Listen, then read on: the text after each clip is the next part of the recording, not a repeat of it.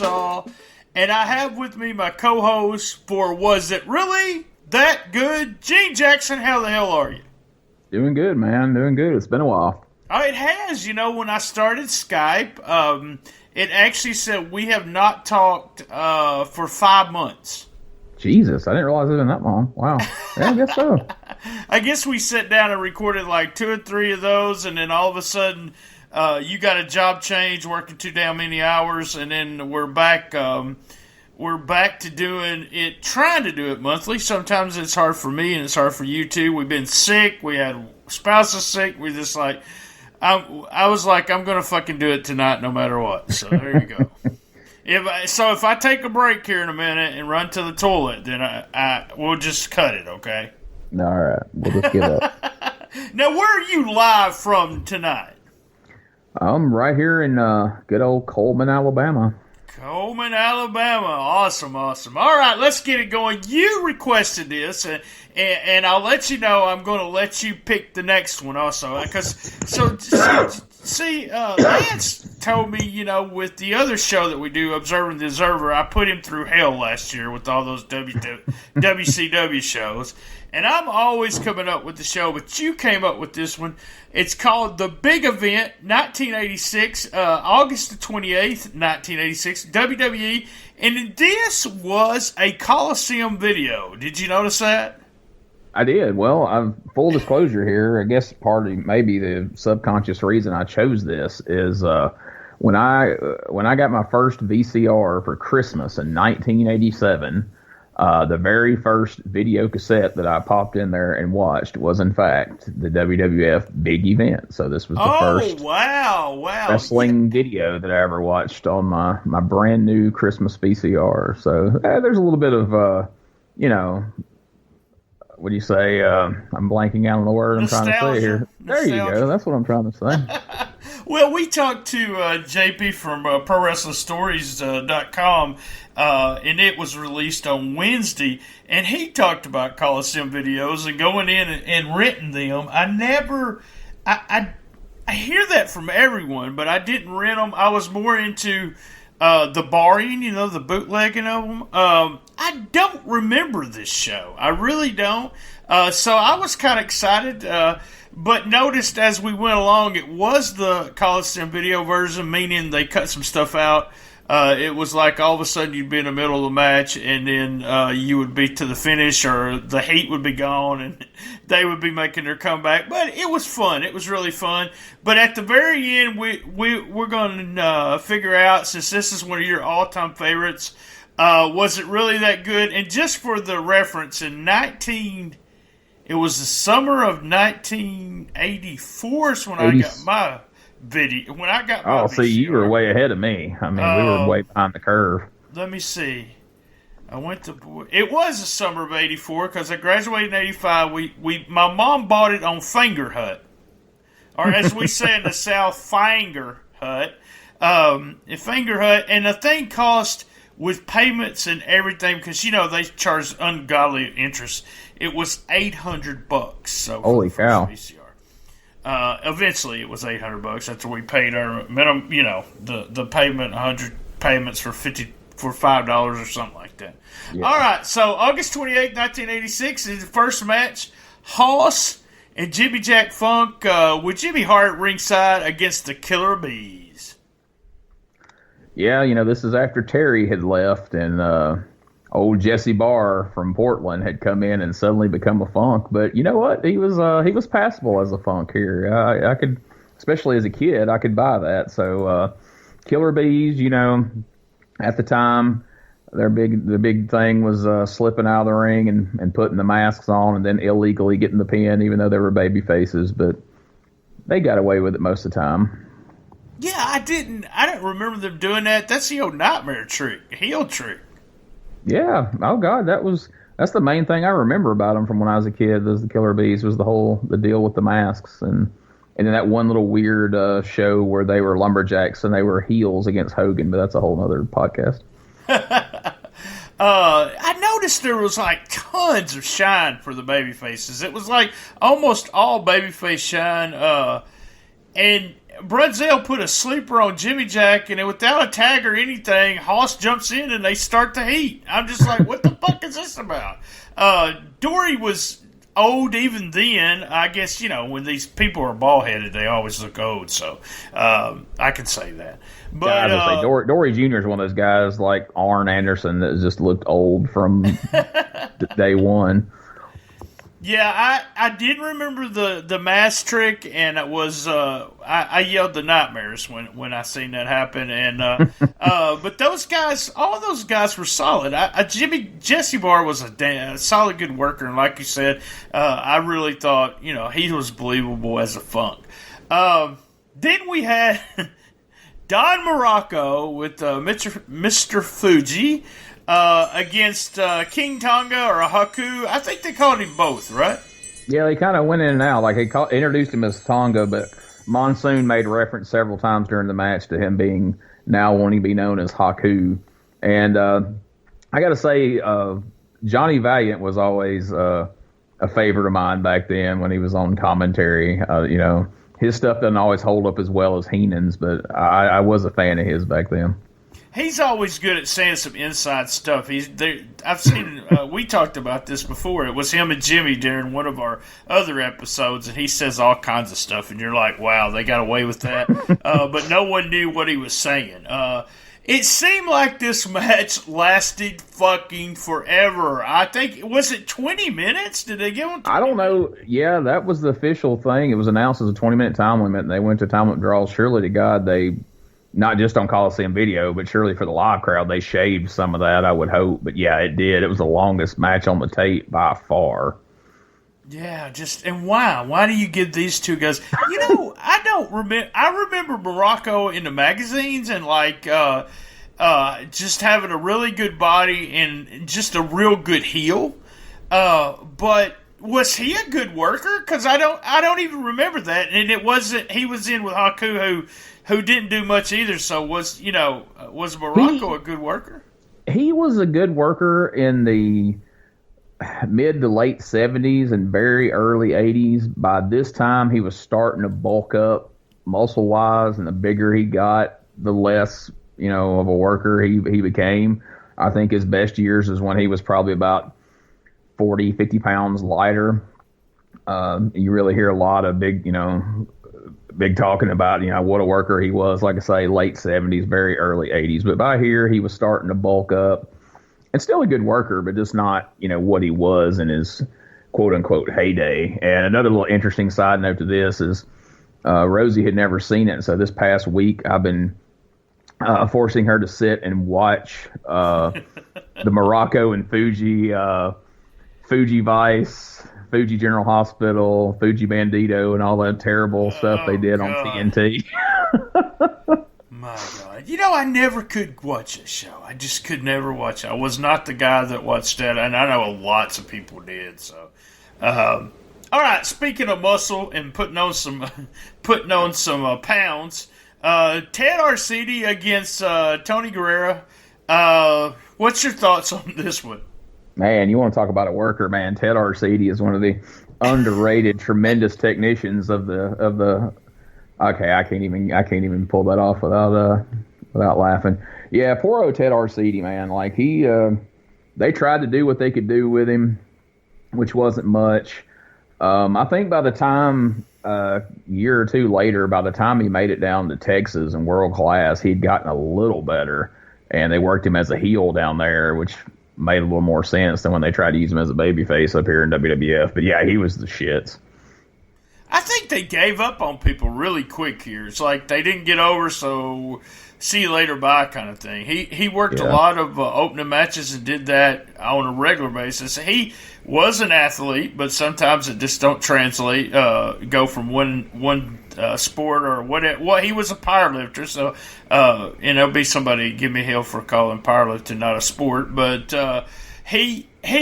You wanted to think he was good, but he just never was. He had the look, but never did understand. He was like Goldberg with a bear hug instead of a jackhammer.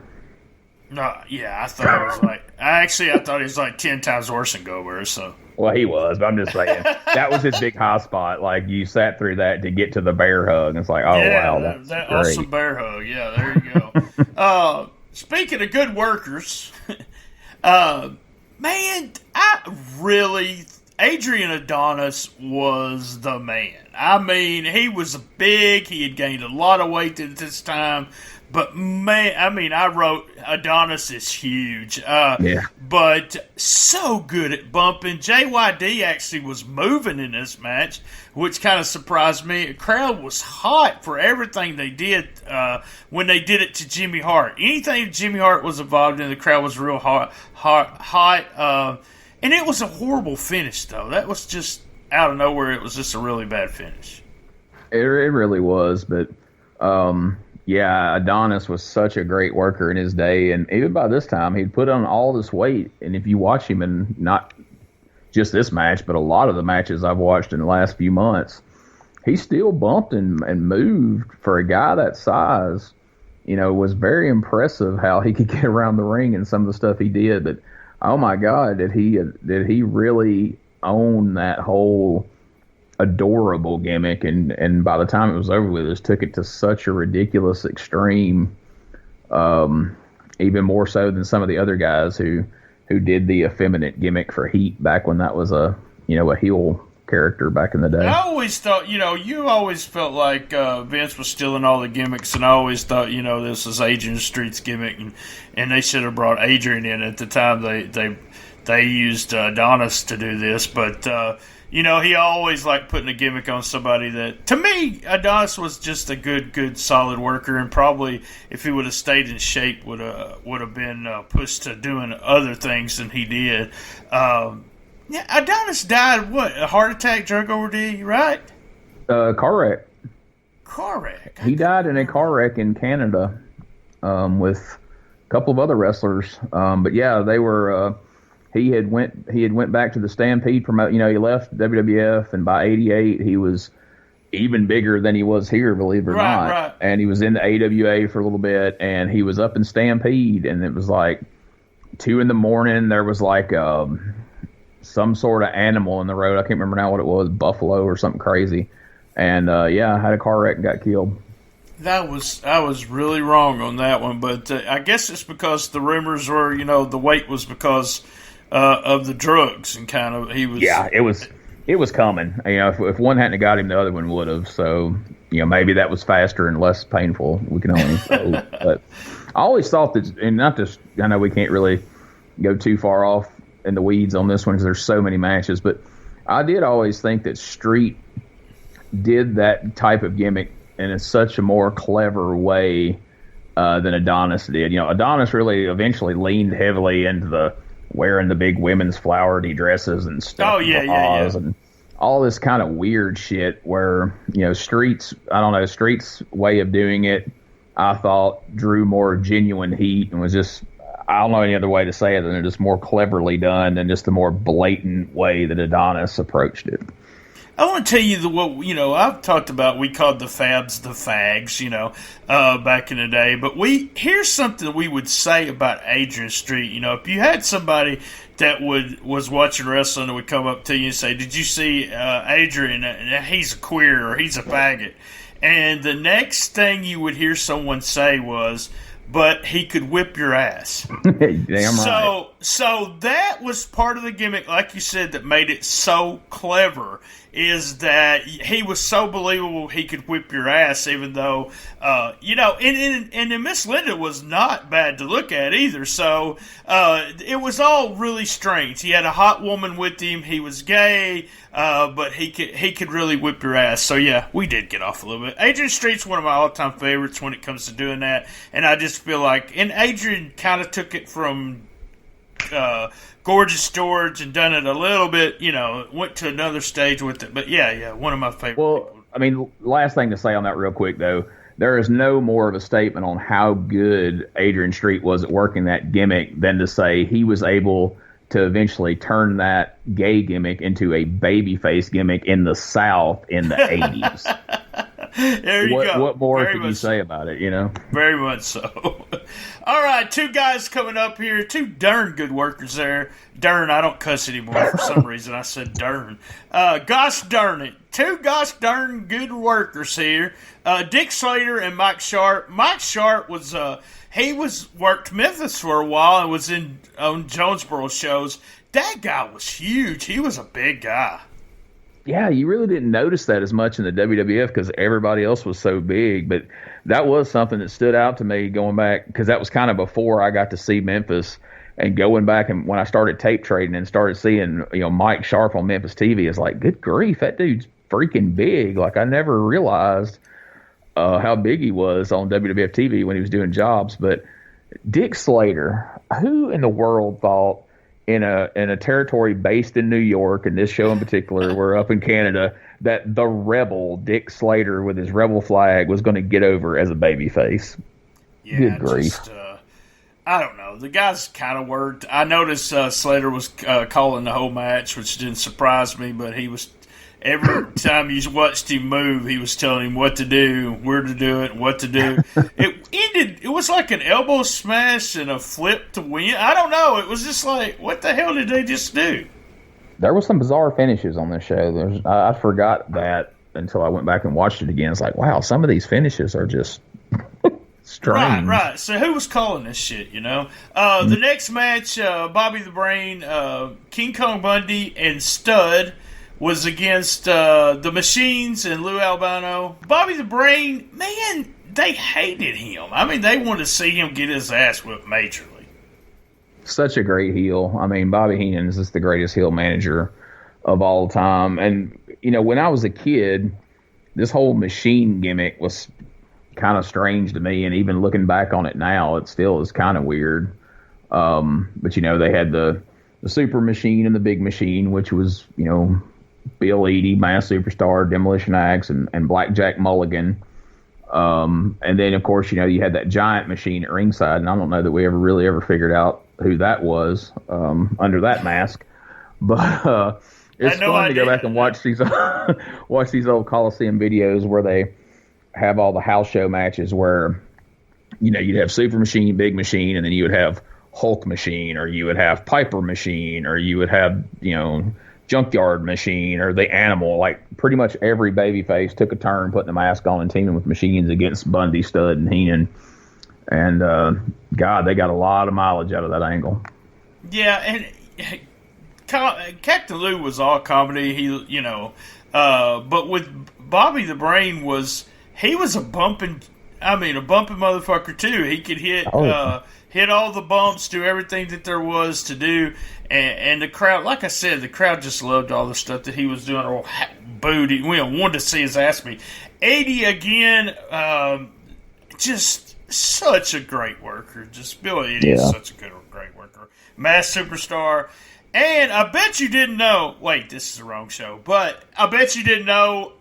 The Machine mask I got from Japan, and that was the BT Express mask right there. Well, that is a fun fact, which I guess makes you feel a little bit of kinship to the Machines from back in the day. I was a huge mask, Master Wrestler Mark always, like Mass Superstar, Mr. Wrestler number 3, and 2, 3. It was Dusty Wolf.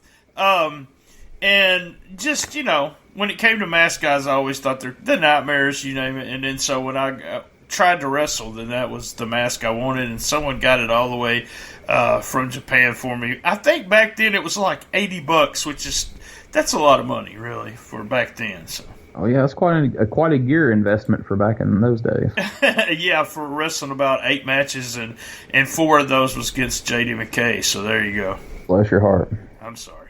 All right, guys, let's take a quick commercial, and we'll be right back with the rest of the show. We are back with Was It Really That Good? The big event, 1986, which was my first year of college. So it was, I guess in 86, I was 19 years old. Wow.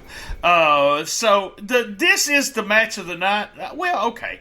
Main event was really good, too. But this is, when it comes to work, this is the best worked match of the night. It's Ricky Steamboat against Jake the Snake. You were how old in '86? I was 19. Jesus, I was 9. I didn't realize there was that big an age difference. Yep. Ooh, all right, you might want to cut that. No, I'm just kidding. No. Explains the VCR thing. Anyway. Yeah, it does.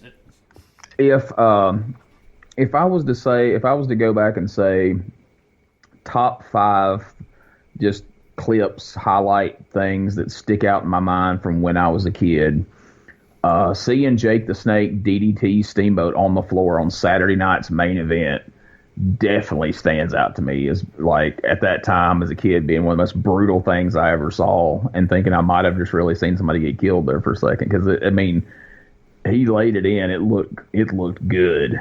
So these matches had a lot of heat going into them, and this one, the Snake Pit match, was a good one. But they had, on the Jake the Snake Roberts Coliseum video, I know you didn't watch many of those. They had another couple of matches on there that was good, and I think one of both Jake and Steamboat's probably best feuds they had in the WWF, in my opinion. I agree, and then it says Snake Pit match, and then they canceled it, and it's a no holds barred. So I'd really like to talk to Steamboat about that. That would be fun to talk about. And also, the whole Jake feud, like you said, that angle is one of those that it's like that angle and the snake biting Savage angle. Yes. It's Jake, and it's like two of the biggest angles ever. This match was just. Those guys are just professionals. They know exactly what they're doing. Got a lot of blood from Steamboat, which I loved. And Jake just doing what Jake does. I mean, you hear Diamond Dallas Page talk about Jake, and anyone that, that's worked around him talks about the psychology and let's do this, and that at certain times during the match. And he does run a different. It's not your basic psychology where, the heel gets all the heat and then the baby. But Steamboat also was so good at the comeback. If you want to go back and watch a babyface, him and Ricky Morton, to me, are the two biggest comebacks. Hogan and Lawler kind of like had their pull the strap. Hogan did his bulking up. That's a good comebacks. But you're talking about both Ricky Steamboat and Ricky Morton had the comeback going the whole match. They never died. The heel never died, and it's missing. It's stuff like that's missing, and they were two of the best, and that's one of the reasons Steamboat's like one of my favorite wrestlers. We got the pin. See who got Steamboat got the pin. I thought this was a really good match. I agree. One of the best on the card. Yeah. Well, I really like the main event, too. I guess because the crowd's so hot. We'll talk about that. Hernandez, talking about great matches. We had Hernandez against Billy Jack Haynes. Corny has a lot of good things to say about Hernandez. Like, was a real solid worker, I guess, when they were in Mid-South. And I've talked about Billy Jack we have on What the Fuck, and I've got... He's just a weirdo, man. He is... And I was told that by guys that when he worked Memphis that this motherfucker is strange. But just a weird match, another weird finish. Why didn't they finish it off with the full Nelson? I mean, that's why I wonder why they didn't do that. Yeah, I know. And of course, they end up doing these two, the next year at WrestleMania 3, they did the big angle there. But I don't know. Billy Jack Haynes was one of those guys I just couldn't bring myself to give a shit about throughout his entire career, from the babyface time in WWF through, when he was Black Blood in WCW, then his weird heel run in Memphis and all that. I just never got him, never was a fan. Hercules, I've come to appreciate watching his older stuff because I don't know, I mostly just remember that 89, 90 babyface Hercules into the bloated Power and Glory Hercules. But if you go back and watch that Mid-South, some of the stuff in Mid-South and some of this early WWF stuff, he was a damn good for a guy, with his build and, being the muscle man. He wasn't, Ted Arcidi or Lex Luger. Yeah, really solid worker, especially like you said. Billy Jack in the opposite was, I I watched him tape trading in Portland when, when all that angle and stuff was going on with him in Portland. So I was a huge Billy Jack fan, and they were drawing huge crowds because of him. And so I always liked him, but in WWE and WCW and stuff like that, I didn't. I was excited when he came to Memphis, but it was kind of weird. I just was around the business a lot then, and everyone talked about him just being strange. So, all right, next match, the Rougeaus, and against the Dream Team, Valentine and Brutus the Barber Beefcake. Do you think the reason why we had such a big crowd here was because of the Rougeaus? Looking back now, I mean, there's a possibility because, I mean, they were huge around there. For me, going back and looking to this through, Gene of 1986-7's eyes, I never liked the Rougeaus. The whole time they were baby faces, I didn't like them. I didn't like them when they were heels. It was, I never ever liked the Rougeaus. Like in this match as a kid, I was rooting for the Dream Team. But yeah, I didn't realize till later in my studying of wrestling and then tape trading and seeing some of the Montreal stuff, didn't realize how huge of the stars they were, there at the time. So yeah, I'm sure they helped draw some of this crowd. Yeah, that's what I was thinking too. I think the official figure was, which as we've learned in the past, is probably not that many people, but well, they're saying 74,000, but they're also giving attendance of 61,470. A lot of people. Yes. And they were hot, too, in the good matches. So, this wasn't much of a match. Lots of heat, though, so it was just Valentine.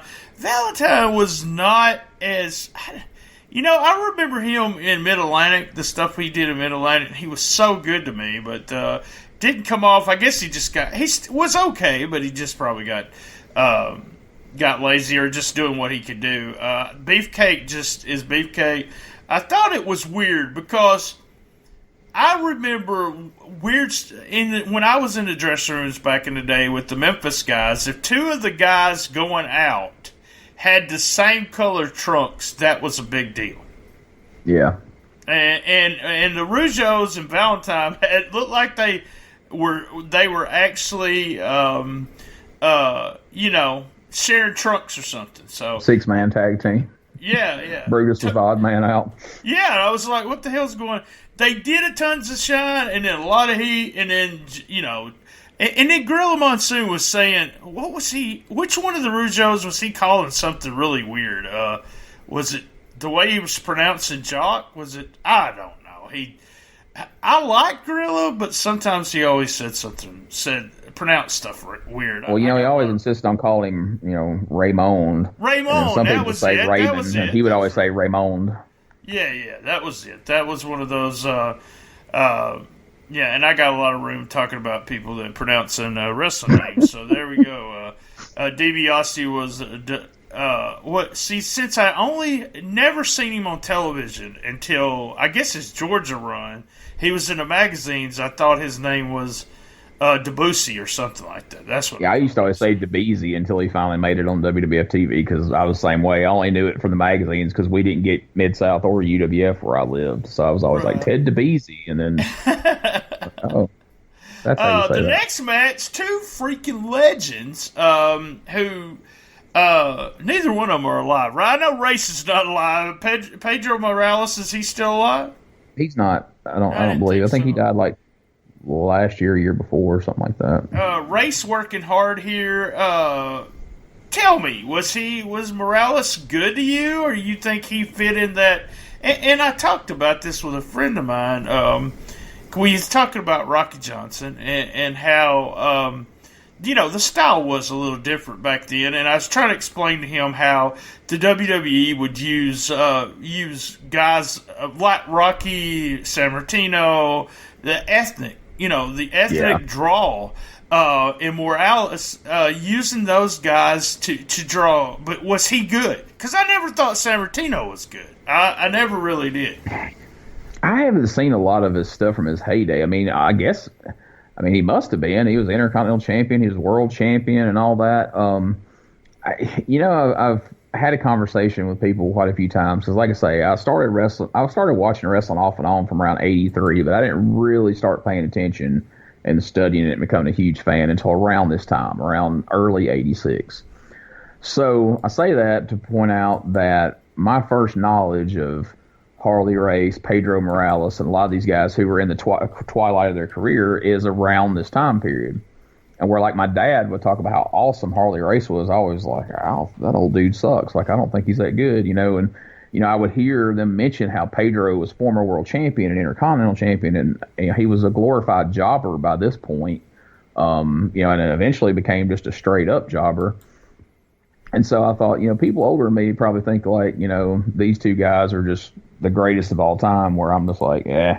And so I say all that just to point out how it bothered me years later when I talk to these young guys who wrestle now, or, they're in their 20s or even in their late 20s, early 30s, who only know Ric Flair from being the crazy guy on Nitro, elbow dropping his jacket, and, the later WWF stuff. Like, it's sad that they don't really have a true perspective of how great, like, him and some of those guys were in their heyday, because they stayed around so long after they should have already been out.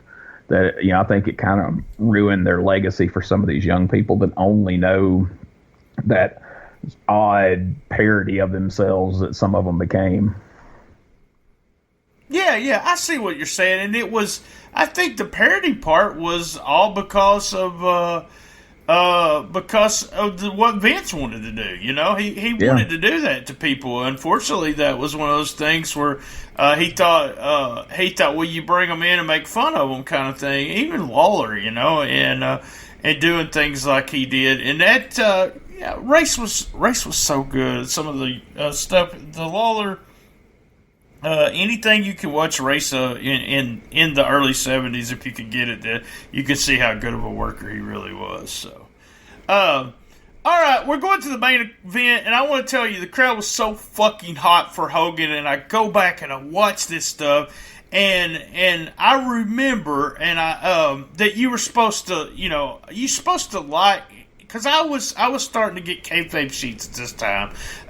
And so you were supposed to like Ric Flair and hate Hulk Hogan.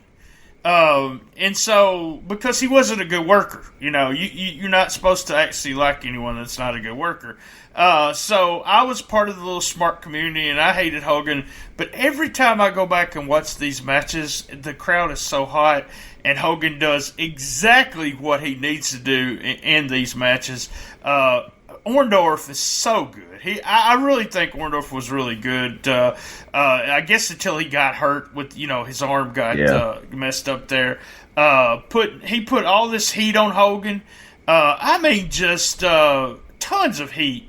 And then, Big Hogan come back. But it started getting, we use this word all the time, convoluted here on this show. But the finish was like, there was too much stuff going on. It was like, did Dixie Carter book this finish? Yeah. A lot of stuff. And then Orndorff did get his heat back at the end. But this was like a variation of the Dusty finish.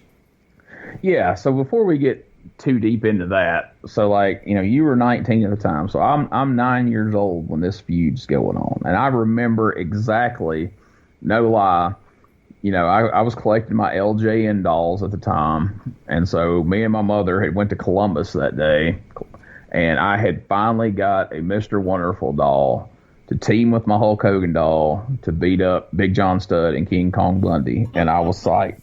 And I get home, and that very match was taking place on Superstars of Wrestling that day, and I sat down and watched it, and freaking Paul Orndorff turned on Hulk Hogan, and I was freaking livid. I hated Paul Orndorff's guts, and I was so into that feud, man. So I remember watching their first match on Saturday night's main event. I remember the cage match they had on Saturday night's main event, and I loved watching this match on this tape. But going back and watching it since, and not just recently, but later on in life, The biggest thing that stands out to me is when Hogan puts Orndorff up for the pile driver, and he waits for what feels like forever for Heenan to come clock him with that stool. And so that felt uncomfortable enough. But then they go and replay it in slow motion. And if you didn't notice this, go back and rewatch it. Hogan pulls him up for the pile driver, and then in slow motion it's even worse. And he's waiting, and he's waiting, and he's waiting, and finally Heenan cracks him with the stool. But it was so, I mean, nobody's ever waited that long to deliver a pile driver, so it was so obvious he was waiting for the spot. And that's all I remember about that match nowadays. When you talk about this show, like, oh yeah, that's where Hogan had Paul Orndorff up in the eternal pile driver until Heenan finally ran in late. Yeah, I wonder why they didn't cut that. I mean, it being a videotape, you're thinking to yourself, now, why was this not cut? Why didn't they get rid of it? There is some weird stuff on some Coliseum videos, and I can only attribute it to the fact that Coliseum Video literally was an outside company that wasn't a wrestling, company. They just took the footage and edited it together. But the weirdest thing that I ever come across on there, and it even struck me as being weird as a kid, they put out a video. They had one called WWS Most Unusual Matches, and several years later, they put out another one called Even More Unusual Matches. So they show a few, and then they get to Hulk Hogan versus King Harley Race in a Texas death match for the title. And they show it from, I think it was like the Boston Garden. Get all the way through that match. The next match, it says Texas Death Rematch, Madison Square Garden. It's the same match. They do the exact same finish. I mean, it was just from the same loop, I mean, it's what they did. But the video people putting the same two different matches with the same exact finish was pretty crazy. But that's kind of weird stuff like that on Coliseum videos that they slipped in. That's fun to go back and see now. But you just scratch your head and go, why the hell did that make it on video? Yeah, maybe not wrestling people. You think about that. They were just putting together a videotape. They weren't actually watching the matches, kind of thing. I don't know. It's kind of strange that you would have somebody, doing that. But that's the only thing I can think of. Like you said, what the fuck are you doing, kind of thing. All right, so I'm going to ask you, I mean, was it really that good? So here we go. Now, for me, it wasn't really, that good. The show wasn't. There's a couple of matches I was excited about. It felt like it went by really quick, except for that 20-minute match between Morocco and Haku. But not a real good show for me. Hogan, Orndorff was fun to watch at the front with all the heat, and then Jake and Steamboat. But with you, was it really that good for you since this was your first VHS tape? For me, it still was, because, like I say, you could cut the show in half. If you could go back and edit out and just put, JYD and Adonis, the Machine match, the Steamboat match, and the Hogan match, it would almost be perfect.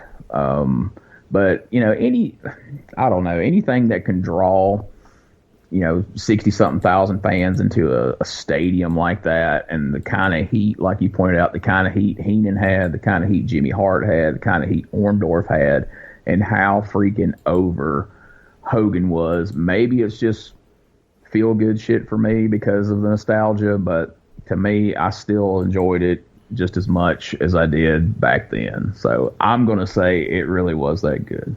Good deal. A lot of times, we see this stuff and it's not as good as it was when we were kids. So, fun to hear with that. All right, guys, same bad time, same bad channel on the best little wrestling podcast in the business. Be there! And actually, I stole that from Freddie Miller. So, if you go back and be there, I stole that from him. But as everyone knows, and Gene knows, I love my mama. All right. Thank you, Gene. Thank you.